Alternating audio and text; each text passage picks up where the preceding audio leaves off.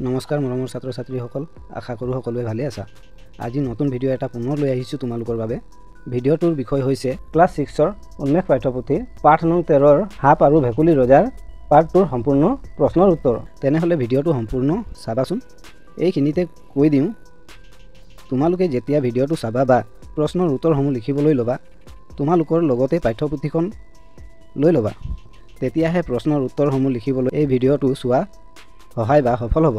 ঠিক আছে, তেনেহ'লে দেৰি নকৰি পটাপট আমি ভিডিঅ'টো লৈ আহোঁ। 1 নম্বৰত কি লিখা আছে? 1 নম্বৰত লিখা আছে, তলত দিয়া প্ৰশ্নসমূহৰ শুদ্ধ উত্তৰটো বাছি উলিয়াই সঠিক বৃত্তটো পূৰ কৰা। ফেঁটী সাপডাল ক'ত শুই আছিল? ক. পুখুৰীত। খ. পাহাৰৰ সিপাৰত। গ. গছত। ঘ. শিলৰ খুৰুঙত। উত্তৰটো তোমালোকে লিখিবা গ আখৰটো, শিলৰ খুৰুঙত। নেক্সট প্ৰশ্নটো কি লিখিছে? ভেকুলী ৰজাই ফেঁটী সাপক পুখুৰীলৈ কিয় লৈ গৈছিল? ক আখৰটোত লিখা আছে পুখুৰীৰ ভেকুলী খাবলৈ। খ আখৰটোত লিখা আছে নীতি নিয়ম বান্ধি দিবলৈ। গ আখৰটোত লিখা আছে সমস্যা সমাধান কৰিবলৈ। ঘ আখৰটোত লিখা আছে মিলা প্ৰীতিৰে বাস কৰিবলৈ। উত্তৰত তোমালোকে লিখিবা গ আখৰটো, সমস্যা সমাধান কৰিবলৈ। 2 নম্বৰত কি লিখা আছে? 2 নম্বৰত লিখা আছে তুমি ওপৰৰ দ্বিতীয় প্ৰশ্নৰ উত্তৰটো কিয় শুদ্ধ বুলি বাছি ল'লা? তোমাৰ সহপাঠীৰ লগত আলোচনা কৰি কোৱা।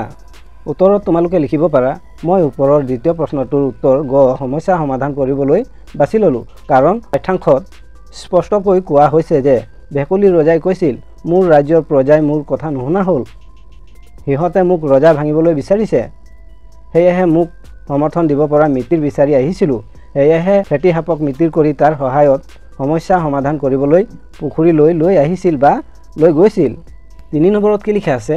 3 নম্বৰত লিখা আছে তলত দিয়া শব্দবোৰ অৰ্থৰ হৈছে মিলোৱা। মই ক'ব বিচাৰোঁ শব্দৰ অৰ্থবোৰ নাজানিলে কিন্তু আমাৰ একো লাভ নহ'ব। সেইকাৰণে তোমালোকে পাঠ্যপুথিখন লগত লৈ বহিছা নহয়, ধুনীয়াকৈ পাঠ্যপুথিখনৰ লগত মিলাই লিখি গৈ থাকিবা। ঠিক আছে, ইয়াৰ উত্তৰটো তোমালোকে লিখিবা। শব্দ অৰ্থ উল্লাস। উল্লাস শব্দৰ অৰ্থ হৈছে আনন্দ বা উল্লাহ। মতানৈক্যৰ শব্দৰ অৰ্থ হৈছে মতৰ পাৰ্থক্য। গোমা শব্দৰ অৰ্থ হৈছে গোমোঠা বিবৰ্ণ। যুঁজাৰু শব্দৰ অৰ্থ হৈছে যি যুঁজ কৰে। ভংগ শব্দৰ অৰ্থ হৈছে ভগা। এইখিনিতে ক'ব বিচাৰোঁ যে তোমালোকে যদি আমাৰ চেনেলটোত নতুন আহিছা তেনেহ'লে চেনেলটো ছাবস্ক্ৰাইব কৰি ল'বা আৰু বেলৰ আইকনটো ক্লিক কৰি ল'বা, তেতিয়াহে এনেধৰণৰ ভিডিঅ'বোৰৰ ন'টিফিকেশ্যন তোমালোকে প্ৰথমে পাবা। ঠিক আছে, আৰু ফেচবুকত চাই আছা তেনেহ'লে ফেচবুকৰ পেজটো ফ'ল' কৰি ল'বা। আৰু ভিডিঅ'টো যদি তোমাৰ চাই পিনে সহায় হৈছে তেনেহ'লে লাইক এটা আৰু কমেণ্ট এটা ধুনীয়াকৈ কৰি দিবা। ঠিক আছে। 4 নম্বৰত কি লিখা আছে? 4 নম্বৰত লিখা আছে তলত দিয়া প্ৰশ্নসমূহৰ উত্তৰ কোৱা আৰু লিখা। ক আখৰটোত কি লিখা আছে? ক আখৰটোত লিখা আছে ভেকুলী ৰজা ক'ত বাস কৰিছিল? উত্তৰত তোমালোকে লিখিবা ভেকুলী ৰজা পুখুৰীত বাস কৰিছিল। খ আখৰটোত কি লিখা আছে? খ আখৰটোত লিখা আছে ভেকুলী ৰজাই কেনেকৈ ৰাইজৰ ভেকুলীবোৰক দায়িত্ব পালনৰ বাবে আগ্ৰহী কৰি তুলিছিল? উত্তৰত তোমালোকে লিখিবা ভেকুলী ৰজাই গাঁওবুঢ়া টেকেল আদি বাদ দি ৰাইজৰ ভেকুলীবোৰক দায়িত্ব পালনৰ বাবে আগ্ৰহী কৰি তুলিছিল। গ আখৰটোত কি লিখা আছে? গ আখৰটোত লিখা আছে ফেঁটী সাপডালৰ কিয় খং উঠিছিল? উত্তৰত তোমালোকে লিখিবা ভেকুলী ৰজাই ইটো শিলৰ পৰা সিটো শিললৈ জঁপিয়াই যাওঁতে শিলৰ খুৰুঙত শুই থকা ফেঁটী সাপৰ শান্তি ভংগ কৰিলে, সেইকাৰণে ফেঁটী সাপডালৰ খং উঠিছিল। গ আখৰটোত কি লিখা আছে? গ আখৰটোত লিখা আছে ভেকুলী ৰজাৰ মিতিৰ ঘৰ ক'ত আছিল? উত্তৰত তোমালোকে লিখিবা ভেকুলী ৰজাৰ মিতিৰ ঘৰ এখন শিলৰ পাহাৰত আছিল। অংগ আখৰটোত কি লিখা আছে? অংগ আখৰটোত লিখা আছে ফেঁটী সাপডালক ভেকুলী ৰজাই ক'লৈ লৈ গৈছিল? উত্তৰত তোমালোকে লিখিবা ফেঁটী সাপডালক ভেকুলী ৰজাই নিজৰ থকা পুখুৰীটোলৈ লৈ গৈছিল। প্ৰথম ছ আখৰটোত কি লিখা আছে? প্ৰথম ছ আখৰটোত লিখা আছে সাপে ভেকুলী ৰজাক কিয় চৰ্ত বান্ধি দিছিল? উত্তৰত তোমালোকে লিখিবা সাপে ভেকুলী ৰজাক খাবলৈ নিতৌ এটা ভেকুলী লাগিব বুলি চৰ্ত বান্ধি দিছিল। 5 নম্বৰত কি লিখা আছে? 5 নম্বৰত লিখা আছে তলত দিয়া প্ৰশ্নকেইটাৰ উত্তৰ আলোচনা কৰি কোৱা আৰু লিখা। ক আখৰটোত কি লিখা আছে?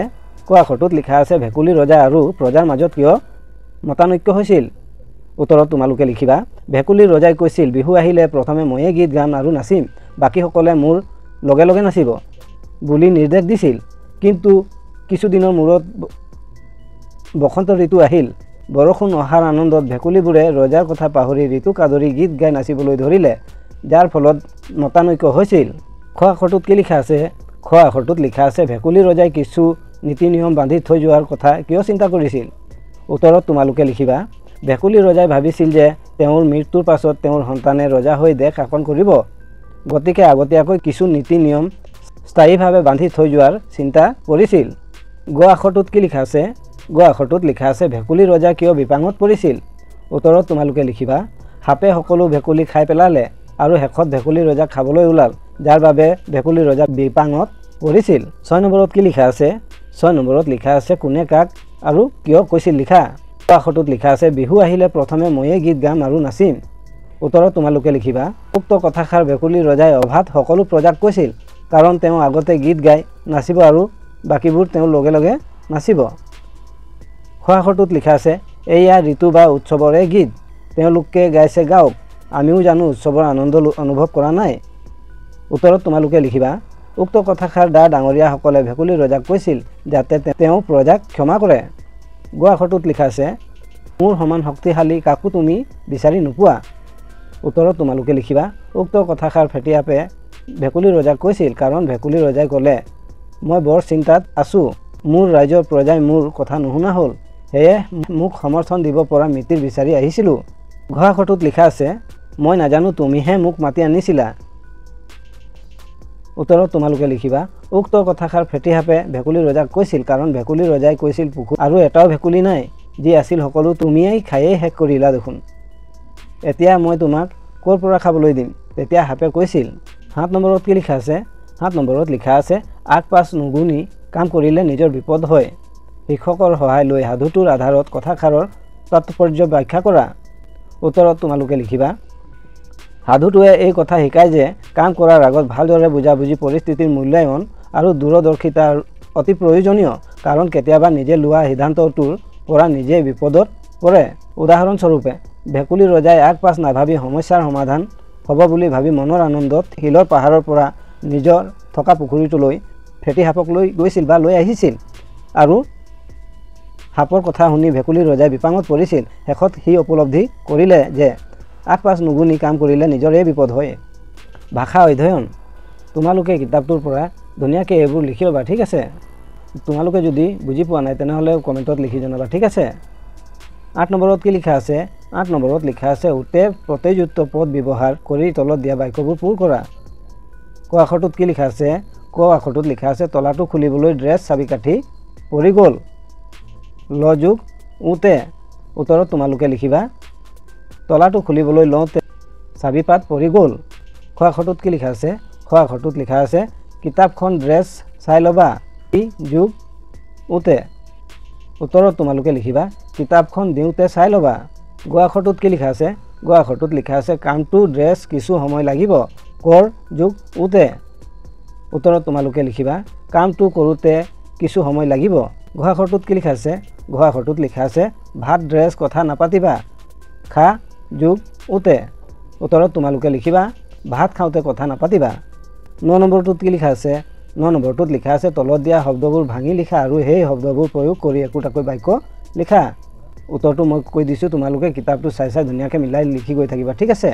উত্তৰ পঢ়োঁতে পঢ় যোগ উতে। আমি নাই কিতাপ পঢ়োঁতে দৰ্জাখন বন্ধ কৰি লয়।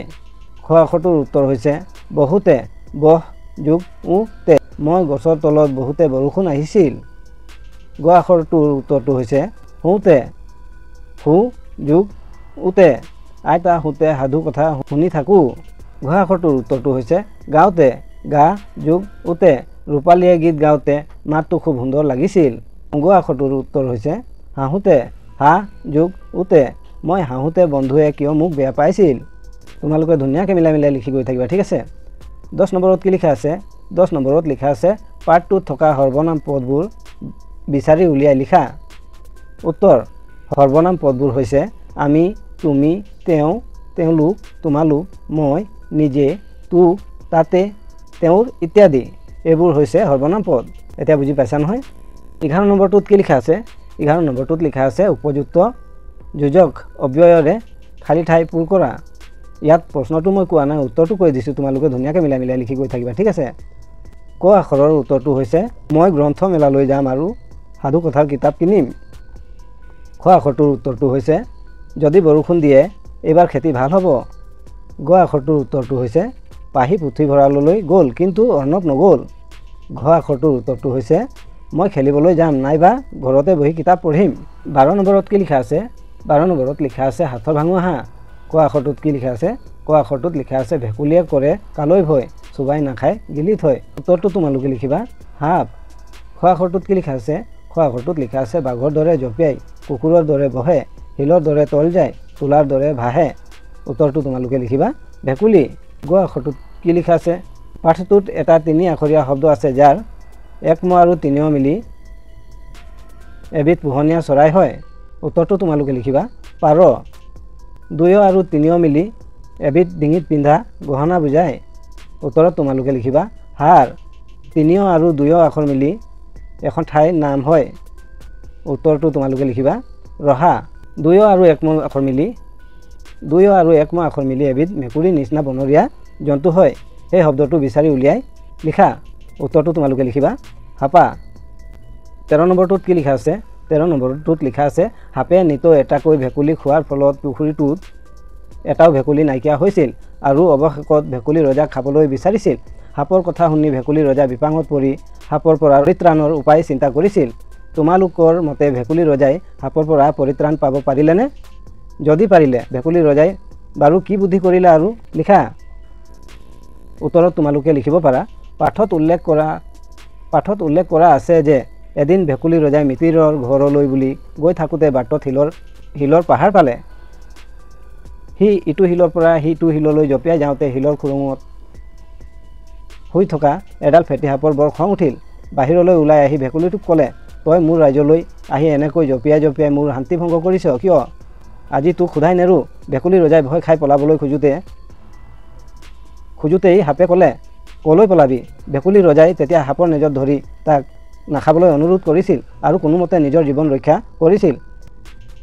এতিয়া মোৰ মতে ভেকুলী ৰজাই সাপৰ পৰা পৰিত্ৰাণ পাব নোৱাৰিলে, কাৰণ সাপে ক'লে খাবলৈ নাপালে মই তোমাকেই খাম। সাপৰ কথা শুনি ভেকুলী ৰজা বিপাঙত পৰিল আৰু সাপৰ পৰা পৰিত্ৰাণৰ উপায় চিন্তা কৰিবলৈ ধৰিলে। সি উপলব্ধি কৰিলে যে আগপাছ নুগুনি কাম কৰিলে নিজৰ বিপদ হয়। 14 নম্বৰত কি লিখা আছে? 14 নম্বৰত কি লিখা আছে? 14 নম্বৰত লিখা আছে তোমাৰ পৰিয়ালৰ তথা সমাজৰ লোকসকলে পৰিধান কৰা সাজ পোছাকৰ নাম তালিকাখনত লিখা।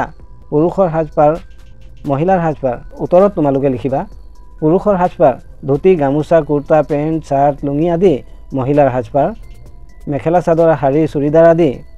15 নম্বৰটোত কি লিখা আছে? 15 নম্বৰটোত লিখা আছে ভেকুলীৰ বিয়া পাতিলে যিদৰে বৰষুণ দিয়ে বুলি লোকবিশ্বাস আছে, ঠিক তেনেধৰণৰ কি লোকবিশ্বাস তোমাৰ অঞ্চলত প্ৰচলিত হৈ আছে? অভিভাৱকৰ আৰু শিক্ষকৰ লগত আলোচনা কৰি লিখা। উত্তৰত তোমালোকে লিখিব পাৰা পুখুৰীত মাছ ওপৰে ওপৰে উঠিলে বৰষুণ আহিব বুলি বিশ্বাস কৰে।